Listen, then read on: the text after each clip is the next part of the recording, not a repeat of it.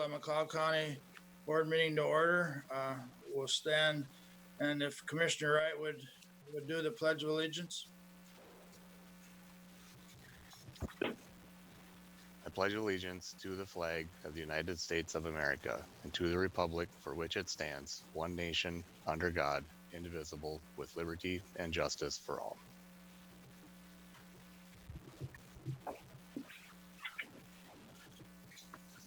Thank you, Commissioner Wright. Consideration of agenda items. Mr. Chair, I have an addition. Well, Thank you. Notification of ribbon cutting for the McLeod County Government Center to be held on March 16, 2021 at 8:30 a.m. at the McLeod County Government Center, 520 Chandler Avenue, North Blanco, Minnesota. This will be a brief outdoor event that would be added to the administration agenda. thank you, Sheila. Is there any other corrections or additions to the agenda? Not, I'd entertain a motion to accept the agenda. Move to approve the agenda. Motion made by Commissioner Nagel. Is there a second? Small second. Second by Commissioner Smalls. Is there any discussion?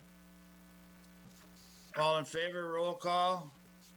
Commissioner Smalls, Aye. Commissioner Luthens, Aye. Commissioner Nagel, Aye. Commissioner Wright, Yes. Commissioner Kruger is yes. Consent agenda. Any corrections or additions to it? Move to approve. Motion made by Commissioner Wright. Is there a second? Small second. Seconded by Commissioner Smalls. Any discussion? Hearing none, we'll proceed to vote. Commissioner Smalls, Aye. Commissioner Luthens, Aye. Commissioner Nagel, Aye. Commissioner Wright, Yes. Mr. Kruger is yes. Okay, moving on to we have a proclamation this morning, and I believe Barrett, Director from Health and Human Services, you're on. I am. Good morning, Mr. Chair. Good morning, Commissioners. Morning. March is Social Work Month, and so I have a proclamation to read. Whereas the social work profession for decades has been dedicated to improving human well-being and enhancing the basic needs of all people, especially the most vulnerable among us. Whereas this year's Social Work Month theme, Social Workers Are Essential, embodies the heroic contributions of the social work profession to our nation, including the social workers have done to heal our nation during these times of pandemic, racial unrest, economic uncertainty, and political diversiveness. Whereas social workers have always been present in times of crisis, helping people overcome issues such as death and grief, and helping people in communities recover from natural disasters such as fire, hurricanes, and earthquakes. Whereas social workers have helped this nation live up to its values by successfully advocating for equal rights for all people, no matter their race, sexual identity, gender expression, culture, or religion. Whereas the social work profession is one of the fastest growing professions in the United States, with nearly 800,000 people expected to be employed as social workers by 2028. Whereas social workers work in all parts of our society to empower people to live to their fullest potential. Whereas school social workers have worked with families and school throughout the pandemic to ensure students reach their full academic and personal potential. Whereas social workers play a crucial role in our nation's healthcare system and have played a key role in this nation's response to COVID-19 and helping individuals, families, and communities cope with the epidemic. Whereas school social workers for generations have advocated for positive changes that have made our society a better place to live, including urging policymakers to adopt the minimum wage, improve workplace safety, and enact social safety net programs that help eradicate hunger, homelessness, and poverty. Whereas social workers are one of the largest numbers largest groups of mental health care providers in the United States that work daily to help people, whether in person or remotely, overcome substance use disorders and mental illnesses such as depression and anxiety. Whereas social workers will continue to stand ready to assist our nation in overcoming present and future challenges, including pushing for racial equity, ending gun violence, improving health care and mental health care for all, and urging lawmakers to adopt immigration reforms. Now, therefore, in recognition of the numerous contributions made by America's social workers, on behalf of Chair Kruger and all of the county commissioners, proclaim the month of March 2021 as National Social Work Month and call upon all citizens to join the National Association of Social Workers and McLeod County in celebration and support of the social work profession. Thank you, Barrett. And I'd like to obviously thank all social workers, especially ours, for their hard work in McLeod County. Again, thank you. COVID-19, Health and Human Services. Barrett. Yes, I just have a brief update today. As always, please go to our county website if you are looking for more up-to-date information and statistics on the number of COVID cases and breaks by city and age group as well. As of yesterday afternoon, though, McLeod County has had a number of positive cases, 3,393 to be exact. That is an increase of 47 cases in the last 2 weeks, which is slightly higher than we had expected. We currently have 38 active cases in the county and have unfortunately had 49 COVID-19 related deaths. We continue to work on our vaccination planning and distribution. We're actually having a vaccination clinic as we speak. To date, we have held 15 closed pod, which is invite-only vaccination clinics. We continue to vaccinate our 1A priority group, which is healthcare personnel, also childcare providers, and E12 education. To date, we have administered 1,487 first doses, 462 second doses. For this week, including today, we've got 3 vaccination clinics scheduled. Today is our first clinic where we are serving the 65 plus population. We sent a press release out last week and did a lot of social media around how people register for the clinic today. I register via a link. That link opened at 9 o'clock yesterday morning. Within minutes, it was full, and we will be serving over 200 people today. The Minnesota Department of Health's goal for us continues to be 90% of first doses used within 72 hours of receiving them. We are surpassing that. 100% of our doses are given within the 3 days. I'm seeing in the chat message that so today's clinic is for 65 plus. People did hear that. We have more people in the county that have been vaccinated than have been positive for COVID-19. Right now, with all community vaccinators, including ourselves and clinics, 16.3% of county residents have received at least 1 dose of their vaccination. You may have heard last week that the governor announced a plan for once we get to having 70% of our 65 plus population vaccinated, who we're going to move on to. That next group will be people with specific high risk health conditions, and then targeted essential workers, which will be food processing plants. We suspect that local public health will continue to play a big role in getting those populations vaccinated. We did hear late yesterday that the Johnson & Johnson vaccine of Janssen, that's just a 1-dose vaccine, will be eligible for us to receive as early as next week, which could be a big game changer for us. It's just as effective. It's just as good as the 2-step. Just will reduce the amount of time it takes to administer and having people come back. So thank you. Yeah, thank you, Barrett. I from the responses that I'm hearing and seeing, people must be paying attention to our news releases or our webpage. And how do you feel you're working our targets? Are you hitting your targets and goals that you expected to see as far as your organization? Thank you for the question, Mr. Chair. Yes, we are. We are definitely hitting the goals that we want to. We, wish that we could be vaccinating all day, every day, because we just see so many people that want the vaccine. We're still really limited by the amount of doses we get each week.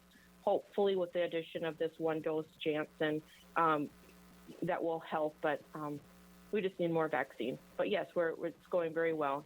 People are so appreciative, which really gives those nurses and others working at the clinic a good boost. So thank you. Thank you again. Kevin, emergency management. Good morning. Good morning. So I just wanted to briefly kind of talk to you a little bit on some of the updates we've been doing in emergency management in conjunction with Barrett and the rest of her vaccination teams there at the government center.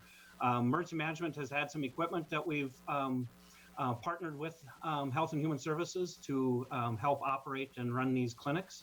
We've had some two-way radios that we've purchased together. So public health has little two-way, little walkie-talkie type of radios, and then emergency management has some. So we're loaning them to them, and we're working together to give them the communications they need to help run their clinics. So we're supplying those types of equipment with them. We also have in emergency management 5 iPads that we've purchased in previous years that we have for mainly damage assessments and stuff that we've done. And obviously we don't need those right now, so we gave them to public health so that we can have people as they're in their observation period waiting there, that they can sign up for their second dose of the vaccine. But now with Johnson & Johnson, like Barrett just mentioned, we don't have to do that. But so we have those available. And then we've also supplied these little EOC panel walls, I call them. So it's basically movable panels that we can do. And so we have a limited supply of those that we offer them, and that offers some privacy for the people coming through the clinic. So we're kind of really working in conjunction with Health and Human Services and stuff with that. One other thing that we're doing is kind of working in regards to being that we're in a county building, is to make sure that everybody is safe coming into the building and exiting the building, as well as also our staff. We want to make sure that staff is safe and stuff. So obviously last week we've met and kind of did like a little safety security type of briefing, so that if there's a medical, what do we do? If we have to evacuate the building because maybe there's fire or smoke, where do we go and stuff like that. So we're doing those kind of trainings with them, and we're creating like a little one-page flyer that we can have, that we can kind of limit or limited information, just quick little high points of when they're doing staff training, that they can actually do that. So we're really kind of working very closely with public health and Health and Human Services as a whole. So that is pretty much my update for today. Thank you, Kevin. Any of the board have any questions for Kevin or Barrett on COVID-19? Hearing none, we'll move on to emergency management. Kevin, you're still on. Okay. Oh, nice to be back. Just wanted to let you know, so with COVID last year, the state granted us some emergency management supplemental preparedness funding for specifically to COVID-19. So we received $12,749 in grant money. There is a 50% match in that. So what we're doing is, last year we didn't spend that because we had a shortage of supplies, and we also had CARES Act money that we're using to do a lot of our COVID activities. So this year we're actually spending that money. We did budget for the for that 50% match in my emergency management budget. So I'm here today to request permission to purchase some equipment that we can actually start using in our vaccination clinics here as we start expanding the amount of people that will be coming through that. So what I would like to do is purchase 10 privacy cubes and 10 privacy screens. Those are basically portable PVC pipe with some polypropylene materials that offer some protection there. The cubes actually come in 4 walls, where the privacy screen is just like a one-dimensional, one-wall type of system. So we would actually purchase 10 of each of those from DQE in Indianapolis, Indiana, for a total of $3,044.20, and that includes shipping. We'd also want to purchase some more of a EOC type of wall that we did before. So we'd look to purchase something more for our alternate EOC, and this would be more of a kind of a sturdier type of wall that we could actually use for privacy, and also we can use it in our emergency operations. I would like to order 15 of those, and that would be purchased out of National Business Furniture out of Milwaukee, Wisconsin, and the amount of $6,362.80. Also includes shipping.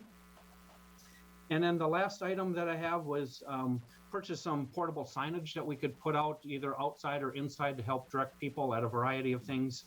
And those I would purchase actually through Uline out of Pleasant Prairie, Wisconsin, for an estimated price of $829.88, also including shipping. So these would actually be paid and be eligible under our grant with our 50% match. Thank you, Ken. Commissioners, do you have any questions or comments for Kevin?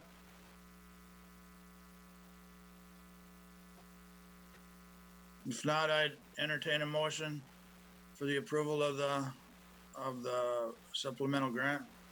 Commissioner Nagel, so moved. Motion made by Commissioner Nagel. Is there a second? Second by Schmaltz. Seconded by Commissioner Schmaltz. Any more discussion? Hearing none, we'll proceed to vote. Commissioner Schmaltz, Aye. Commissioner Luthens, Aye.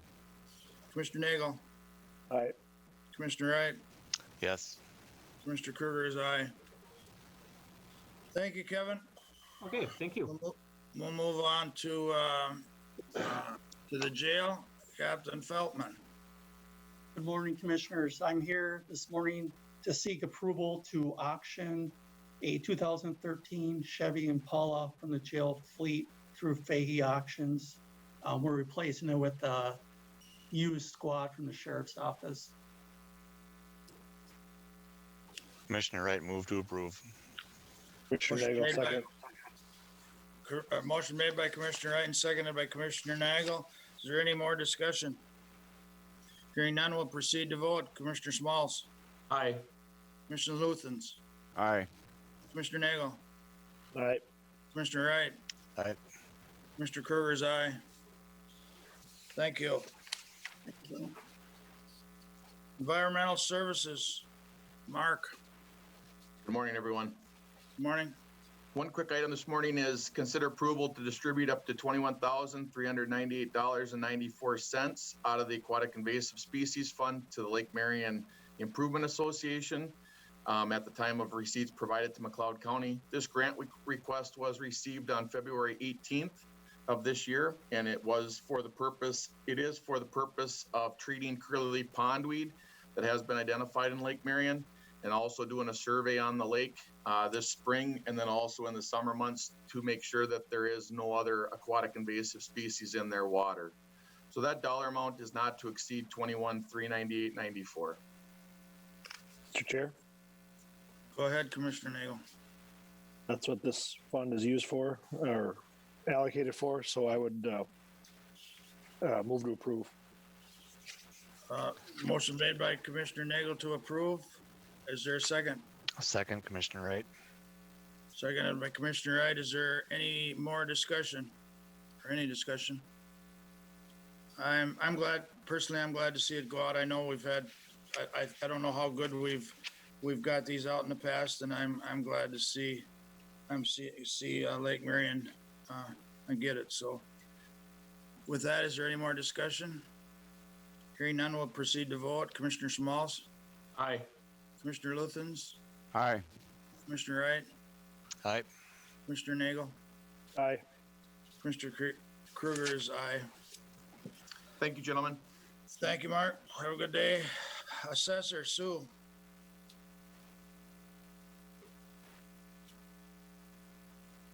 Sue, if you're there, you're on mute. Sorry about that. I am here on business for task force settlement with Marshall Concrete Products off of Highway 7 in Hutchinson. We have reached an agreement with them for taxes payable in 19 and 20. It is concerning in payable 19, there are 2 parcels involved. Reducing parcel 23-246-0050 from 500,400 down to 248,600, and parcel 23-246-0040 from 137,200 to 124,100. And then for taxes payable in 2020, it's only 1 parcel. Is 23-246-0050 from 366,800 down to 248,600. Commissioners, any questions for Sue?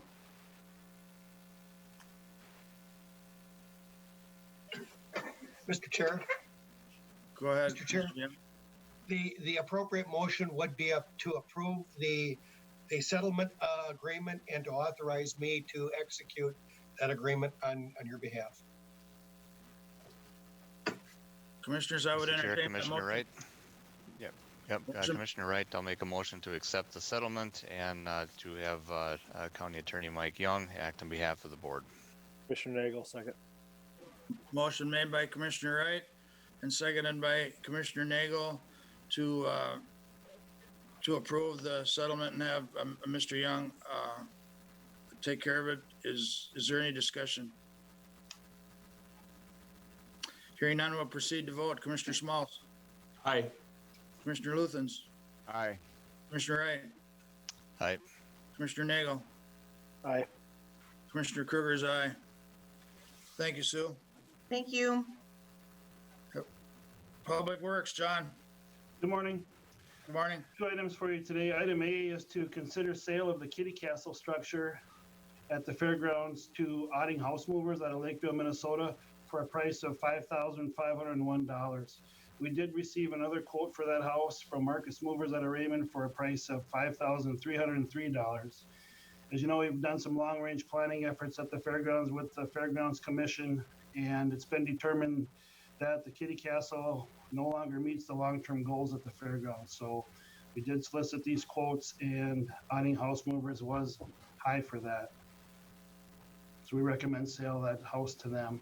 We will be coming forward with quotes are being solicited right now for the demolition of the remaining structure in the basement and the backfilling of that. But those quotes are due this Friday, and we'll have them on a future board meeting. So today is just recommend sale of the house to Otting House Movers for $5,501. Commissioners, your wishes. We've had other discussions on this earlier, so. John, silly question, but and maybe I'm missing it. I'm assuming this is moving it off the site also?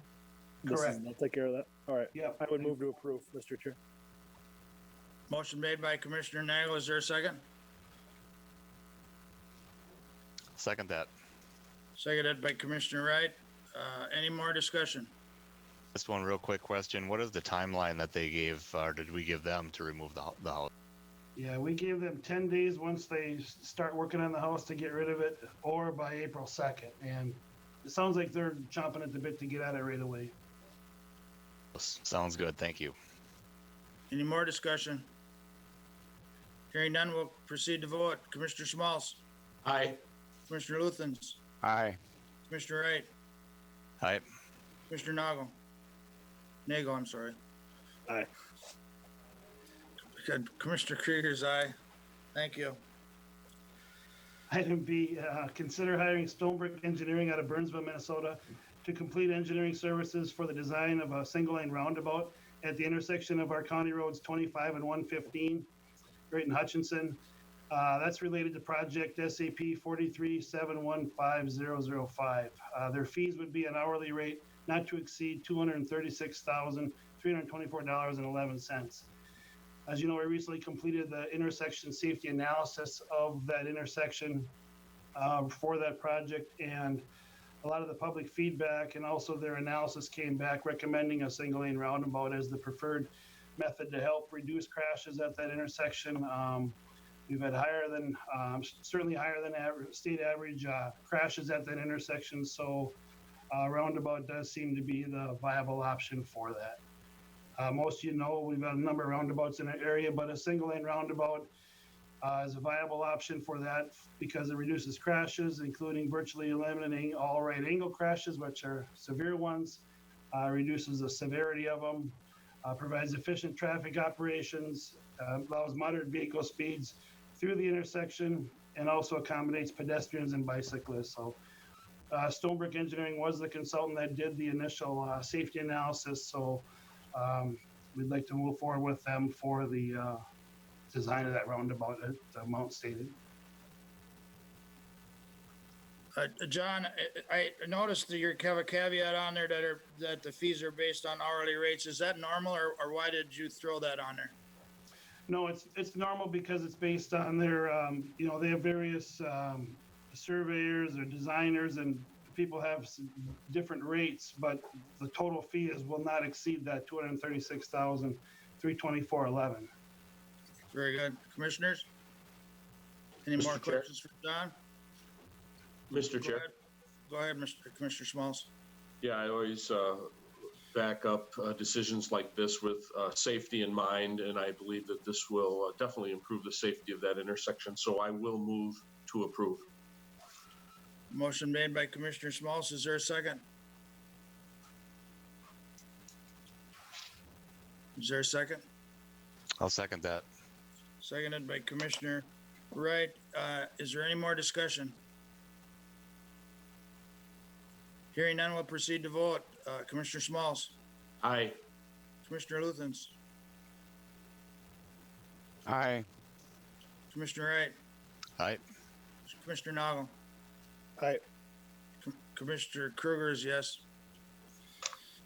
Is that all you have, John? I'd just like to give you one information update if you could quick. Go ahead. We received word from MnDOT yesterday that spring load restrictions will be going on this week on Thursday, March 4th. So I'll be getting a news release out a little bit later today, but postings will go on Thursday, this Thursday, March 4th. Thank you, John. And while you're there, could you just, I noticed you responded to me on the AMC policy transportation meeting. Could you said it was basic stuff that was discussed. Could you just give us a short comment on what happened? Yeah, so the one update at the policy committee was from MnDOT's program, MnDOT State Aid Program Group, which that's the ones that are working with the local road improvement program.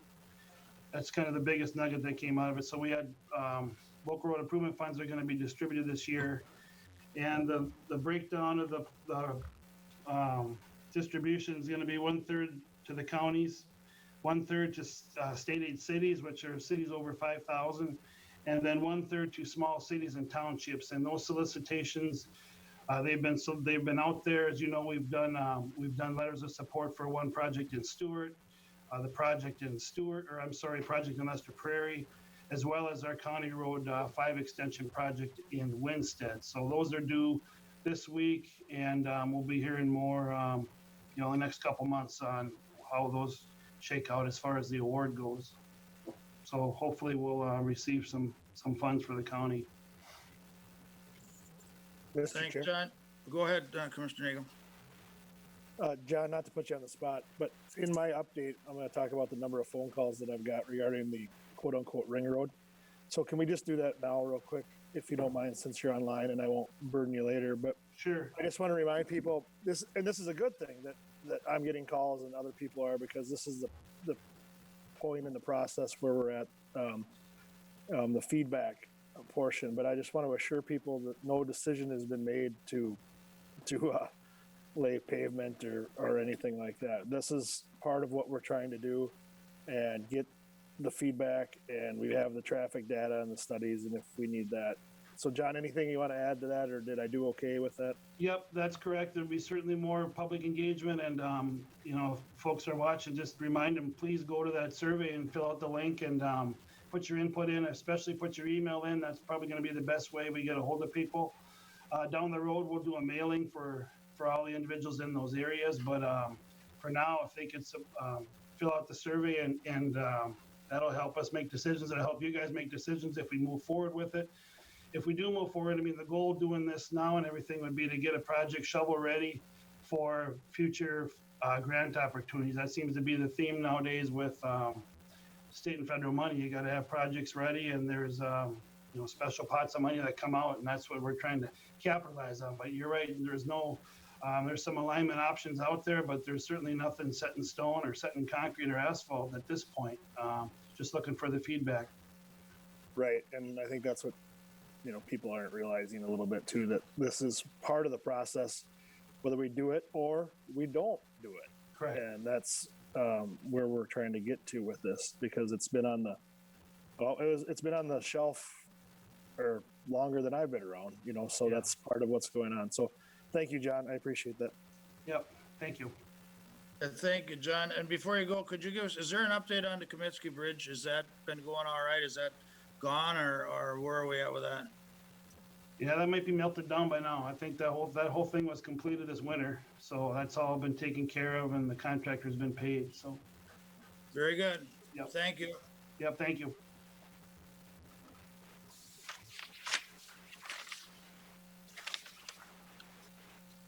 Okay, County Administration, review of our calendars. Commissioner Smalls. Yeah, thank you, Mr. Chair. I've had a pretty busy couple of weeks, the past 2 weeks, so I'll start off.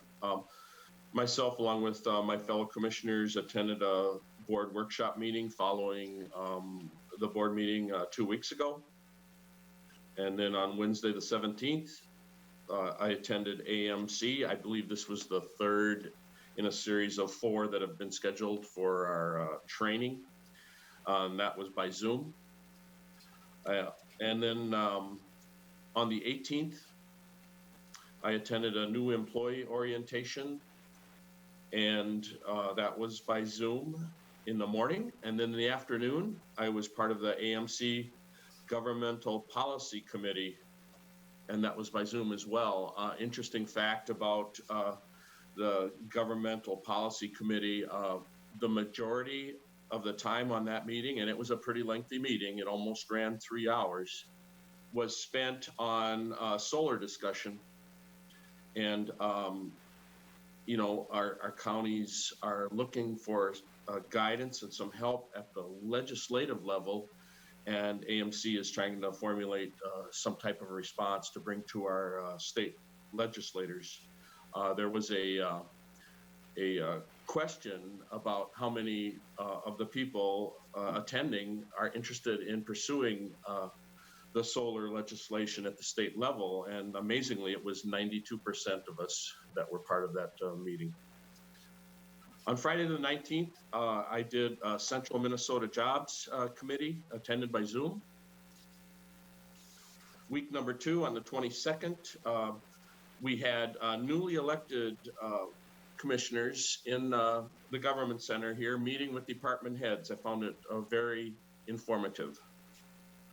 And that evening, myself, along with my fellow commissioners, attended MCAT, McLeod County Association of Townships, and we each gave a report as we were asked to. On the 23rd, had a meeting, HHSC, Health and Human Services Committee, by Zoom. And then Thursday, the 25th, meeting with McLeod Sibley Health Insurance. That's a joint board. That meeting was held by Zoom.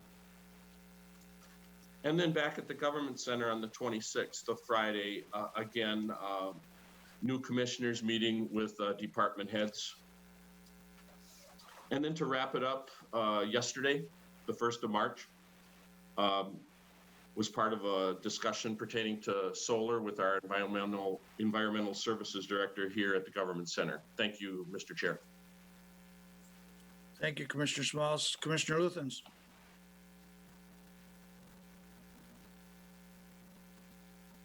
Gotta find my mute button there. You're on.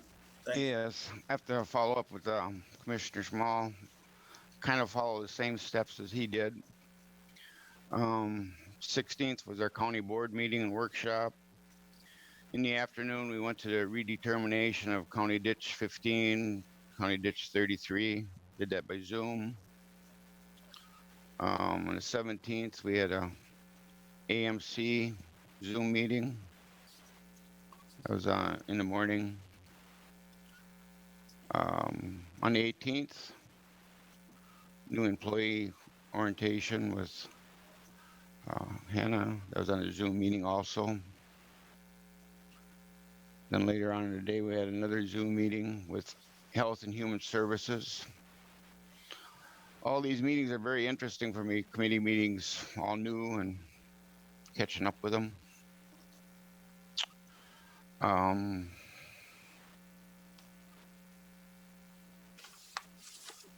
think that was it for that week. We got on to the 22nd on a Monday. Met with the department heads with, it was a full day that day. Very interesting. Learned a lot that day with all the department heads, one by one. Later on that day in the evening, Monday night, met with all the township supervisors. On the 23rd, County Health and Human Services. And then that night, McLeod County Extension Services. That was a Zoom meeting.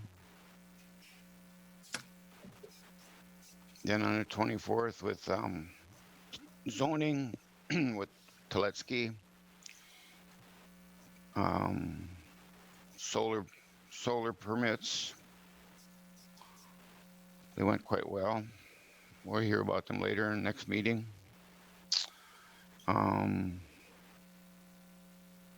Thursday, the 25th, redetermination final hearing on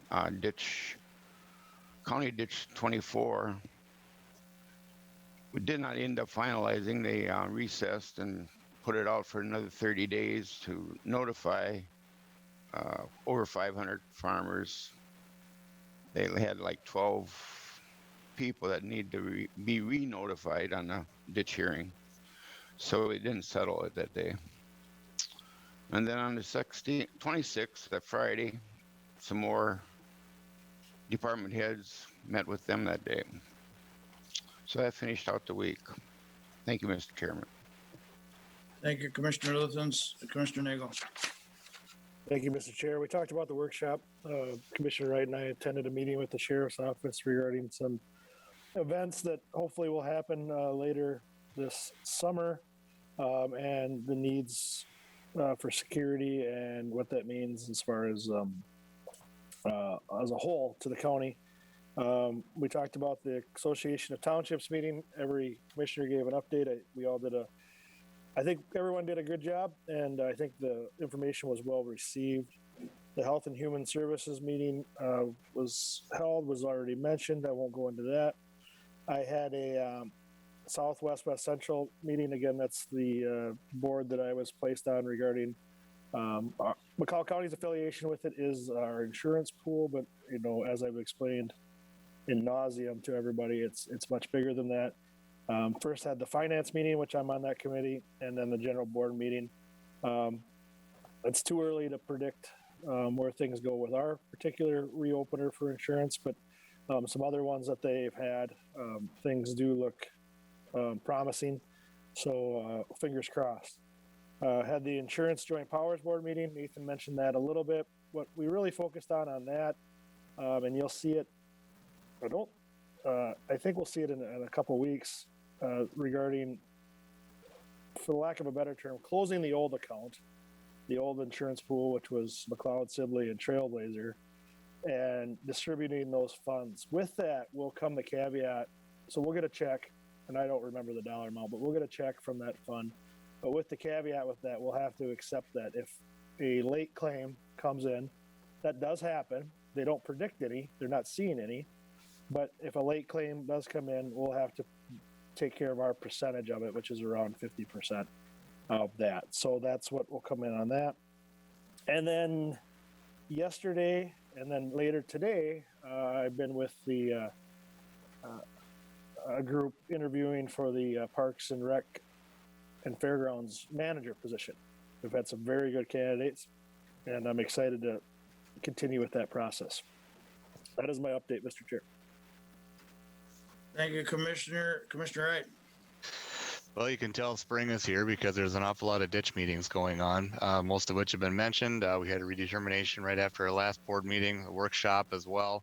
JD 18, a fairly large system. I believe Commissioner Kruger and Nagel and myself served on that one down in Gaylord, as there were, I believe it was 5 different ditches that had to meet at the same time for that redetermination, and we'll continue to meet on that in about a month, as there's some other things kind of that need to be done with that as well.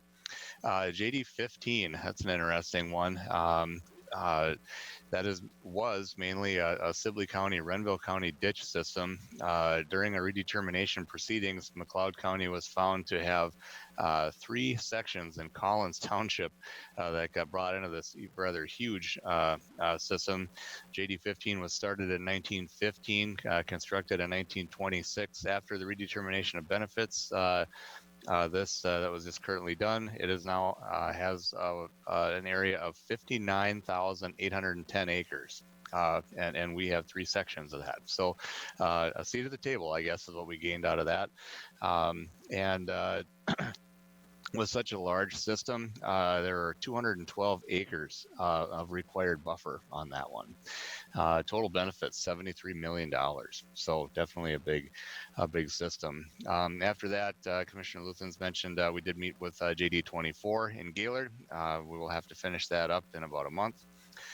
Commissioner Nagel mentioned a meeting we had with Zoning and Sheriff's Office on a large assembly, Health and Human Services Township meeting. A lot of things to chase through the last couple weeks. So thank you. Thank you, Commissioner Wright.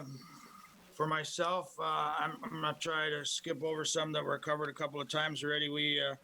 I did have AMC as well, and my policy was in natural resources and environment, and our conversations pretty much stemmed around alternative fuels and the auto standards for emissions, with whether it be the California standard or the EPA standard, and there is not an agreement on how to follow through with that. I'll comment a little bit more on that in MRC, and also we had some conversation on recycling. I also had a pipeline safety course. I've done them for several years. I got involved when that pump station went in at Plato. I got signed in to learn a little bit more about it, and I've been following through. And actually, I like the format of the Zoom meeting better. It was just a little easier to comprehend what's going on. The acronym is CRER training, and I can't remember what the acronym means, but what I did learn this time is I was surprised, and maybe some of the other commissioners will be as well, is there's like 7 carriers in McLeod County that have pipelines in McLeod County. And I was kind of set back by that. I just didn't realize that many. I mean, they're changing how they're operating. They're putting lines, if they're close to some bigger farmers or manufacturing, they're running designated lines to their farms or their businesses. And I've talked to Kevin too already, and I think that, it would be pretty simple for the county to have maps of where these lines run. And they're getting away from running in road right-of-ways.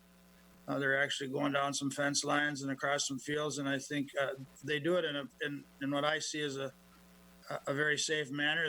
They're deep and marked, but having said that, sometimes you're still, you're cleaning a fence line, you're not thinking about a pipeline. But I just think it'd be good to carry out with our local fire departments and emergency managements where these lines are. I Also attended the township meetings. I had Health and Human Services, Community Health, a Buffalo Creek Watershed meeting.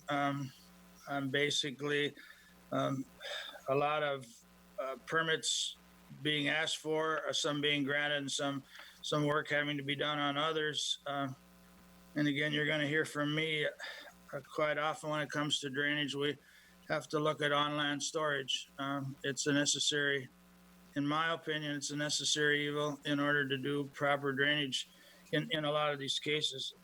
I also had HRA, and that looks real good. Our occupancy is exceeding expectations, and we've done a good job on our occupancy, and that's an important part of the housing. We also we were able to awarded some money. It's called if I can find it here. It has to do with work, getting housing close to your jobs, and being able to. It's part of the application process to you get housing closer to your work, and you're giving some push to go and get a job and make yourself better. So I'm excited about that part of it. We had the SWCTC, which is the Transportation Alliance on 212 last Friday. Phase 1, as most of you know, Phase 1 is completed, and they're doing the bidding process, and it will be starting, I believe, next year. Now we're trying to go into a full court press with Phase 2, and obviously the big push on Phase 2. We'll be trying to get something started on the Bongards crossings because it's so dangerous, and at least get started there with something that we won't have to redo, something that'll fit in to the new road. There's a lot of work to be done there with both the state and federal governments. But everybody's excited. We have quite a membership, and we don't want to take a breath. We want to keep moving right along because I don't want to sit. Personally, I don't want to sit another 20 years. I'd like to drive into the city before I die on 4-lane highway. That would be an accomplishment for me. With that, I also met yesterday or Monday with at the government center with discussing our solar ordinance and different options that we have. And after that, I attended the Soil and Water Board meeting. With that brings me up to today. And with that, it brings me to administration. Sheila. Thank you, Mr. Chair. Item A, consider adopting Resolution 21-CB-12 to make a temporary loan of $609,200 from the General Revenue Fund to the Ditch Fund to cover negative county and joint ditch fund balances dated December 31, 2020. Just to note that Colleen Robeck is online as well if there are any questions regarding the finance items in our agenda.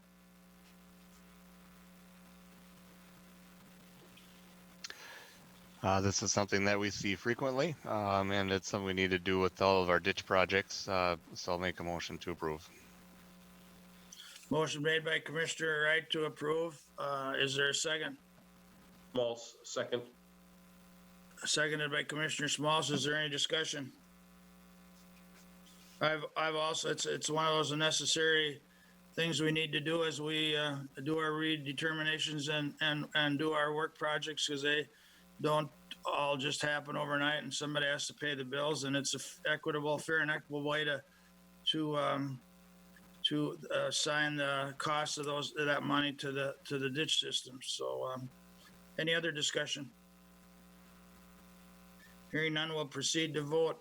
Commissioner Smalls. Aye. Commissioner Luthens. Aye. Commissioner Nagel. Aye. Commissioner Wright. Aye. Commissioner Krieger is aye. Motion passes. Go ahead, Thank Sheila. you. Item B, Consider setting the interest on the temporary loan from the general revenue fund to the ditch fund in the amount of $609,200 in resolution 21-CB-12. Commissioner Wright, I do have a question. Colleen, where did we set the interest rate on ditch systems when we set the ditch levies in October, I believe? I believe that was 2%. Was. That's kind of what I thought. So I'll make a motion to set the interest rate at 2%. Excuse me, there's a motion made by Commissioner Wright to set at 2%. Is there a second? Second by Nagel. Seconded by Commissioner Nagel. Discussion. Colleen, are you sure of that? I mean, my notes show something different than that. What did you? I had Connie, 3%. sorry, Connie Kurtzwig actually brought that forward, so I wasn't positive. Did you have 3%? I thought that's what we had on 3%, and again, these two items are to me a lot the same, and unfortunately my eyes are blurry this morning, or my computer is, one or the other. But my notes were at 3. I'm pleasantly surprised if it is 2, but I just want to make sure that it is right. Let me give Connie a quick call and double check I would on appreciate it. And I believe Connie or Janet are online. One moment.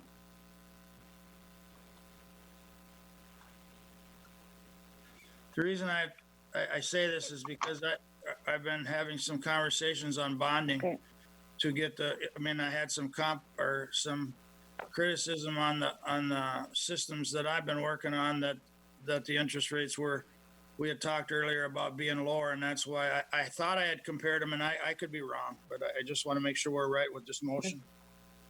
Mr. Chair, Connie Kurtzwig and Sam Munson are online, so Connie, do you have a comment?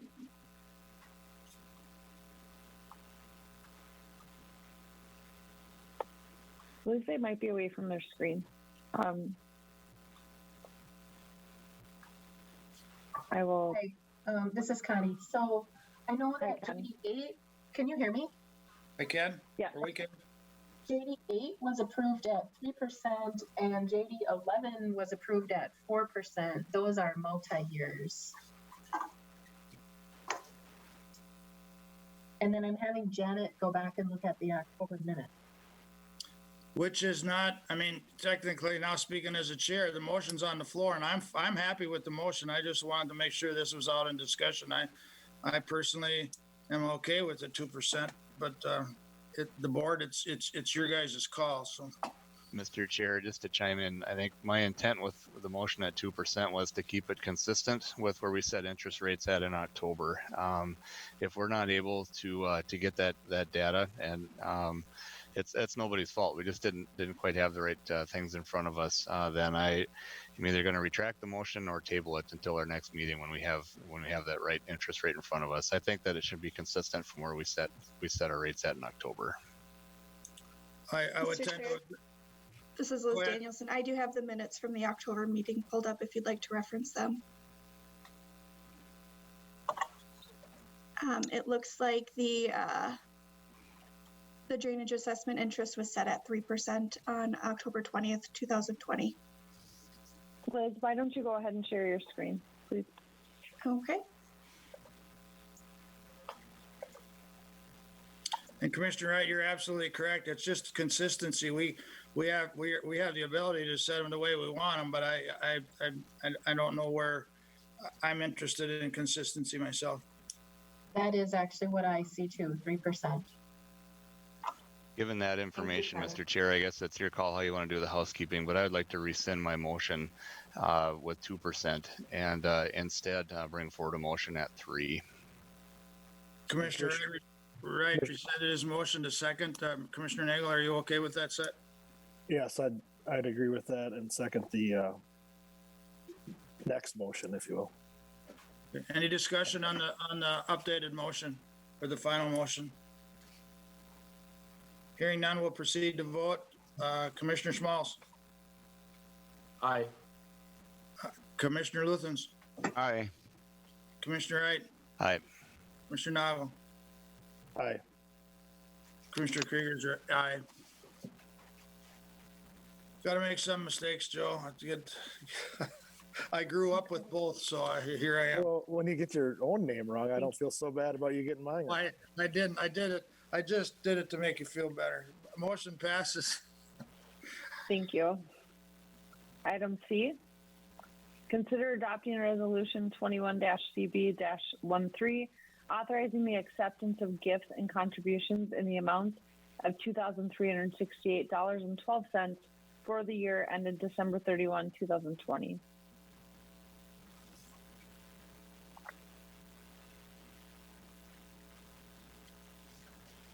Board members?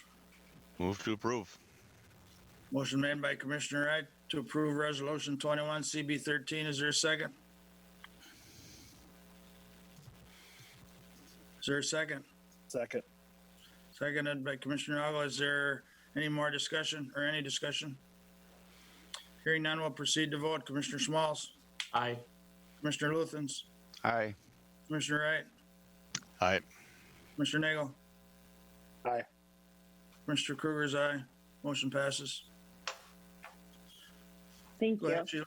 Item D, consider adopting resolution 21-CB-14 to establish a special revenue fund 25-003 for the revenue and expenditures of the Coronavirus Relief Fund. McLeod County has received coronavirus relief funds from the state of Minnesota to distribute to qualified businesses within McLeod County. That is in our next agenda item. Finance is requesting to establish a special revenue account to receive and distribute those funds. Thank you. Any questions on the budget committee recommendations? Mr. Chair, Go ahead, Commissioner Smalls. Schmaltz move to approve. Motion made by Commissioner Smalls. Is there a second? I'll second the motion. Motion's been made and seconded to approve the recommendations. Is there any more discussion? Hearing none, we'll proceed to vote. Commissioner Smalls. Aye. Commissioner Luthens. Aye. Commissioner Wright. Aye. Commissioner Noggle. Aye. Mr. Kruger's aye. Motion passes. Thank you. Item E, consider approval of the Budget Committee recommendation for distribution of Coronavirus Relief Fund program as listed in the agenda, using funds from the Special Revenue Fund for revenue and expenditures of the Coronavirus Relief Fund 25-003. Total of $709,749.09 as listed. These funds will be dispersed prior to April 1, 2021, which is the state deadline for distribution of the program funds. Fund distribution amounts are prioritized using a formula that took the following items into consideration: amount of loss during identified time frame, amount of other COVID-19 related funding received, attestation of demonstrated need, size of business or entity, including their employment numbers. All eligible businesses entities also had to attest to meeting state of Minnesota requirements for fund eligibility. We're asking for your approval of this recommendation. Thank you. Commissioners? Mr. Chair, just wanted to add, this is yet again one of those very unique fits that was given to county government for distribution, and these were the individuals that applied, and it was very difficult to set the parameters up on this one for the committee. There's probably definitely more individuals out there that could have come forward, and I want to definitely make the statement that our county did everything possible to promote this program and made it as fair as possible. So I think I did manage to cut off Commissioner Schmaltz.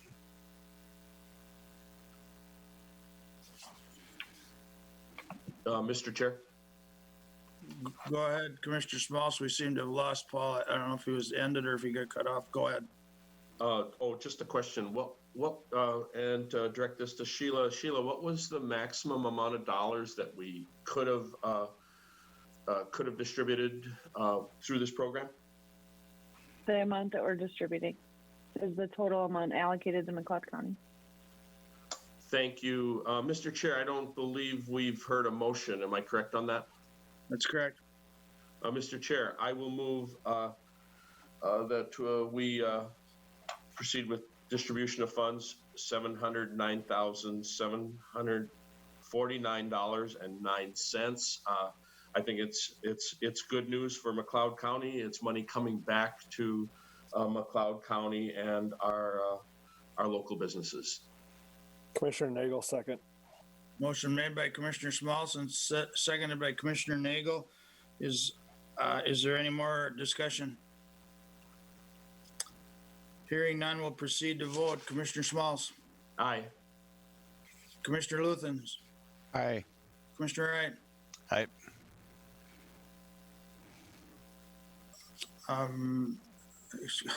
Commissioner Nagel. Sorry, Joe. You're fine. Aye. Commissioner Kruger is aye. Motion passes. Just a caveat to that. Is that tagged 25-003, Sheila? Or what is that? What does that number really mean? Is that the number of the fund? That's an account number that we're using to identify the fund that That's fine. was from Just item D. It was approved in item D. So Thank Colleen is doing that to make it more organized. Thank you, Colleen. Thank you, Mr. Chair.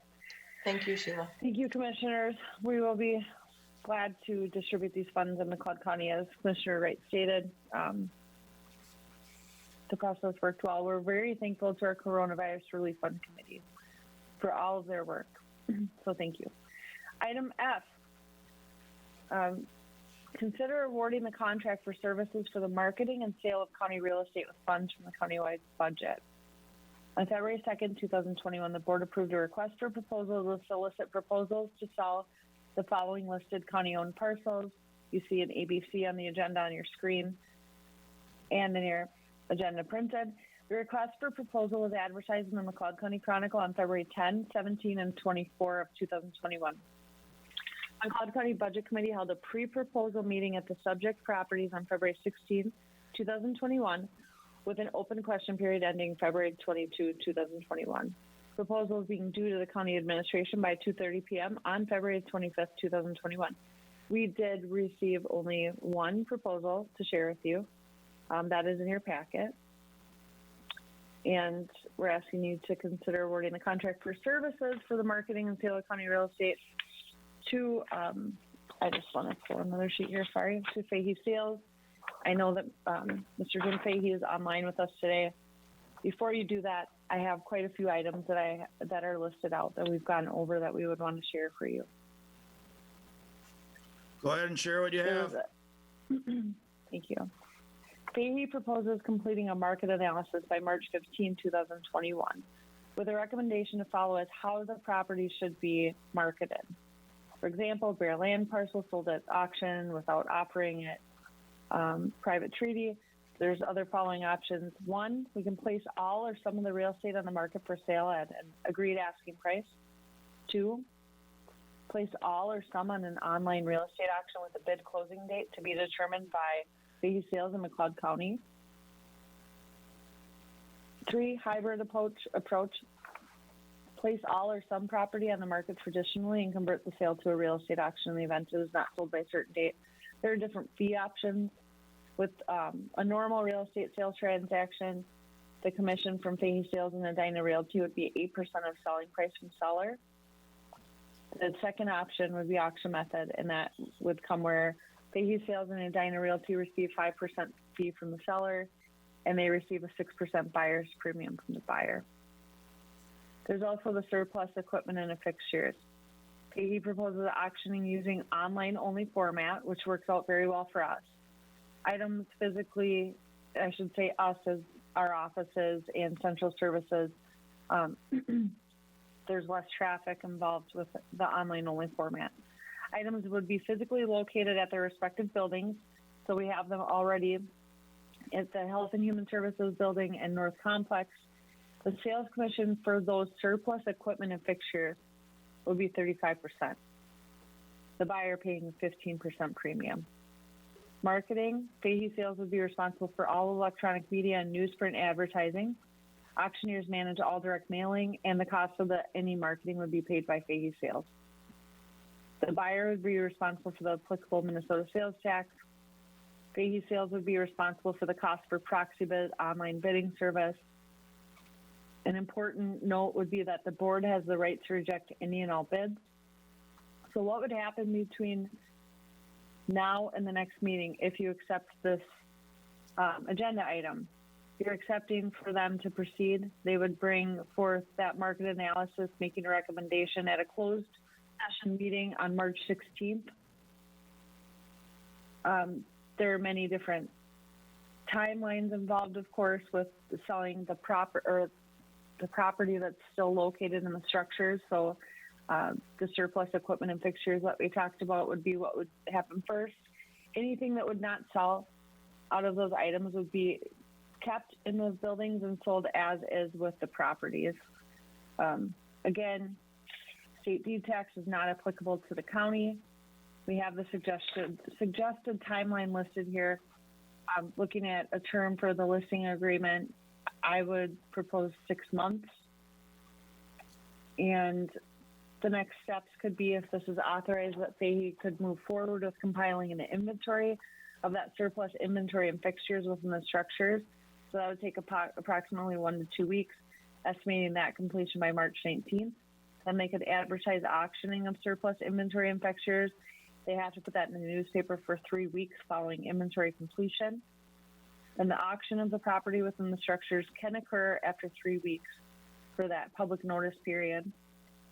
Bringing that market analysis completed on the properties, potentially having that closed meeting on March 16th again to discuss results of the market analysis and recommendations so that the board can make a decision of how to market those properties and at what price point. And then after that, we would proceed hopefully with sales of the property. So there are a lot of steps in the process. They were the only ones that came to the pre-proposal. And also, of course, as you know, the only ones who submitted a bid. And any questions? Commissioners, any questions? I guess I'm what? Go ahead. just wondering, within the timeline that you had stated, Sheila, are we setting the timeline for the listing as well? I mean, is that a separate from just accepting Fahey Sales to do the marketing, or is it all kind of included? Just wondering how many different steps we have to approve today. Correct. So what you're doing today is just awarding, just want to make sure I'm saying this right. You're just considering awarding the contract for services. My understanding is that then we could proceed after the market analysis with the listing agreement, which they're asking for an exclusive listing agreement, which is very typical on the properties. And then we would choose the time frame for that. I'm recommending at least 6 months. Commercial property is, of course, different than residential. We all know that the real estate market is very busy right now, but that does not mean that commercial is. Jim is online. He can, of course, chime in at any time because I haven't been a realtor for a very long time. So, Commissioner Krieger, I have a question here. I've been pushing this to get this moving.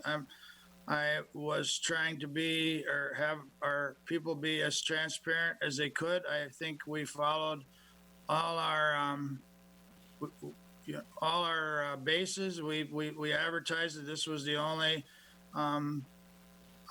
Basically, what we're doing is answering the RFP. If I'm got this right, Mr. Young, you can chime in if you want. So on the 16th, we can carve out the way we want to do it, but what I've heard, the options sound good. And I personally, I wish we would have had more people chime in a little, but Mr. Fahey, I think, laid it out pretty well. Mr. Chair, what this action will do is it'll indicate that we are dealing with Mr. Fahey for the sale of those properties. The final details will be ironed out either at your next meeting or shortly thereafter. And I personally, I'm good with that. I'm speaking for myself. I just, the 6 months is all right, but that wouldn't start until we've actually finalized what we're going to do. So that timeline sounds good to me. So, board, it's in your hands for any more discussion or what you want to do. Mr. Chair, just Go ahead, a Sheila. note, I believe that you would decide the listing agreement length at the next meeting. Again, Jim Fahey's online and can chime in. I don't know what that typically is. I'm guessing it's probably typically a 12-month listing agreement when you go into these, just because, like I said, commercial real estate sales are much different than residential. However, we will go over that during closed session. And I'm good with that. If Jim has something to say, Jim, if you had anything to say, I'll entertain that. Thank you, Commissioner and Commissioners. I really don't have anything to say at this time. We would, in that closed session, look at the options available to the county with regard to length of time. And once we get a better handle on motivations and the time sensitivity of the county's expectations, that length of the listing contract is certainly flexible. And just because we enter into a specific time and we need more time because we're heading in the right direction, we would assume that an extension would be possible. So I'm not too worried about normally in a commercial situation, we're at least a 12-month. McLeod Co-op Power was a 24-month, but a 6-month is a great start. And the odds are we're going to have a real good handle on where the market is taking us within that time. Mr. Chair. Go ahead. I'm ready to move forward with this, but I want to make sure I get the language right. So, Mike, can you help me frame a motion here? Yes, the motion would be to approve working with Fahey and accepting his proposal for the marketing of these properties. So moved, Mr. Chair.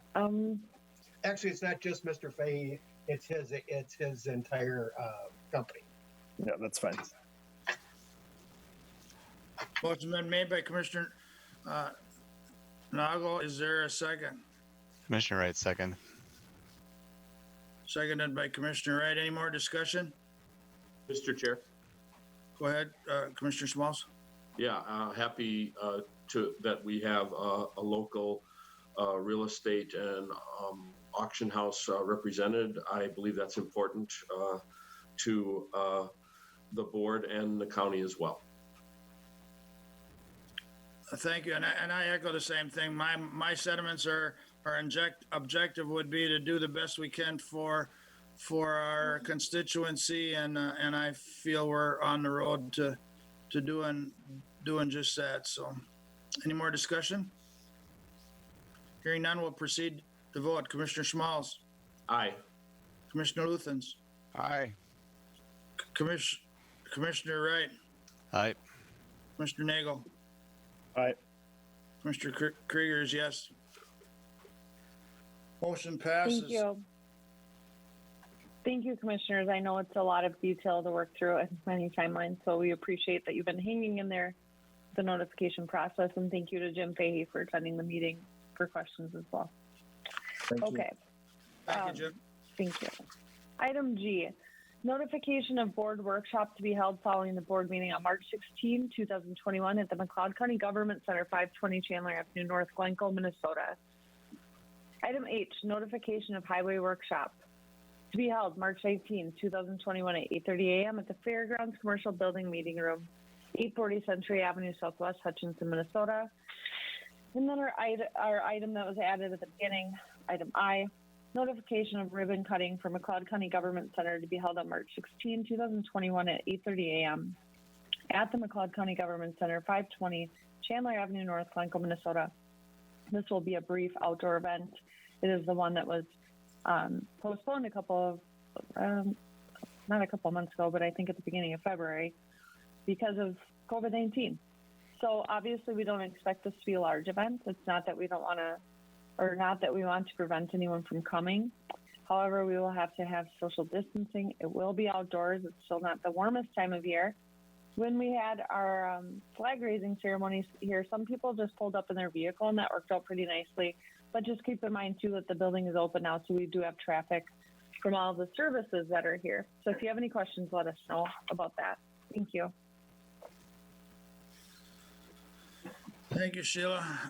And I'll be so glad that we get back to in-person meetings, because then I only have to remember everybody's name, including my own, about 3-4 times to a meeting, not 40. So, but that's okay. We gotta have some fun as well. Open forum. Any questions from anyone online or anyone else? We have no one in the public podium area. Press relations. Any press online or have questions? Hearing none, we'll recess the McLeod County Board till March 16th, 2021 at 9 a.m. at the McLeod County Government Center, 520 Chandler Avenue North, Glencoe. Thank you. Have a great day.